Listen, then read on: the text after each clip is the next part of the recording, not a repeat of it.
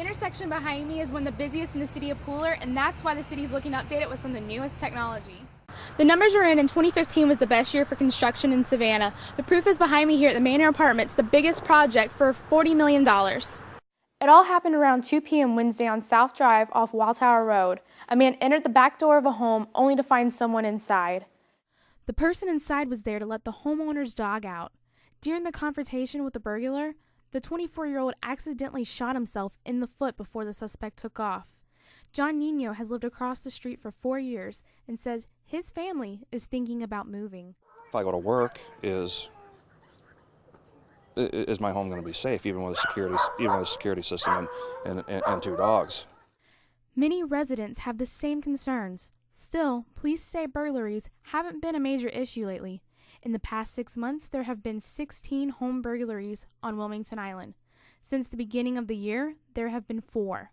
Nancy Peruso and her husband live on the south end of the island. A couple of weeks ago, burglars broke into their home and stole thousands of dollars in electronics and jewelry. They had broken the screen, and this latch was just a hair from actually locking it, so they were able to force that back up.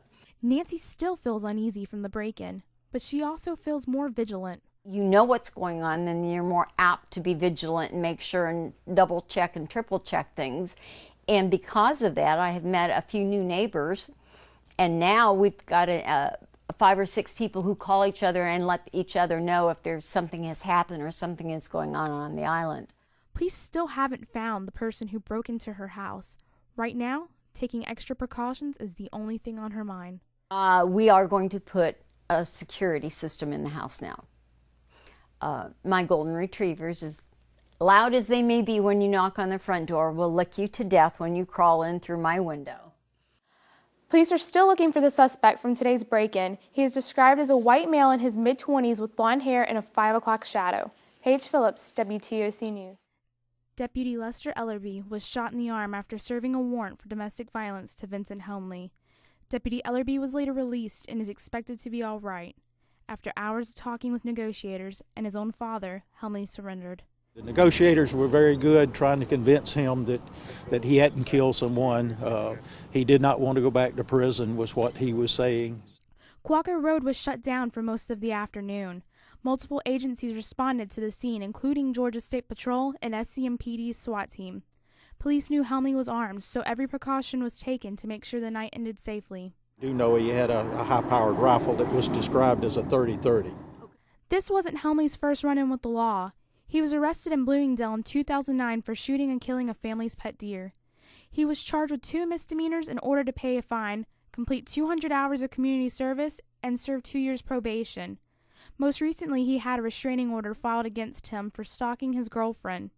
He violated that order, hence today's warrant. Although the sheriff is relieved everything ended peacefully, this is the kind of thing he tries to prepare his deputies for. We try to condition our people to remember they may be out serving a civil paper, or in this case, a criminal warrant, but you don't know the person you're dealing with. Helmley is now in police custody and awaits trial. Paige Phillips, WTOC News. The massive crowds are easy to get lost in, especially for children. Police say one of the most helpful things you can do is take a picture of your child. The picture with today's date is important because it has the clothing description, and that really helps us because if we can describe the child and what they're wearing, we can help reunite that child with the parent if they become separated. Officers are also making sure all cars are removed from the parade route. It's imperative that the route is clear for safety of the participants and safety of the citizens. So cars will be removed, and we'll start this process at 6 a.m. There are a ton of cars parked here now, but the city's requiring that they move in the next 12 hours because the parade will be coming right here. The parade starts on Abercorn, traveling towards Broughton, then to East Broad.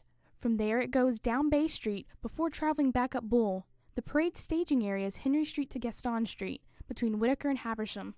Even residents have to make sure their car is removed from the street, but some feel it's not as much of a headache as you might think. It's not annoying at all. It's just a simple task.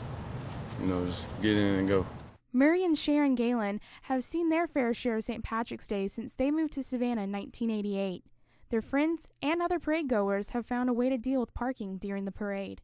People quite often will come the day before and leave a car and then just get dropped off somewhere so that when it's over they can get home more easily. The parade starts at 10 a.m. and is expected to end around 2 p.m. Paige Phillips, WTOC News.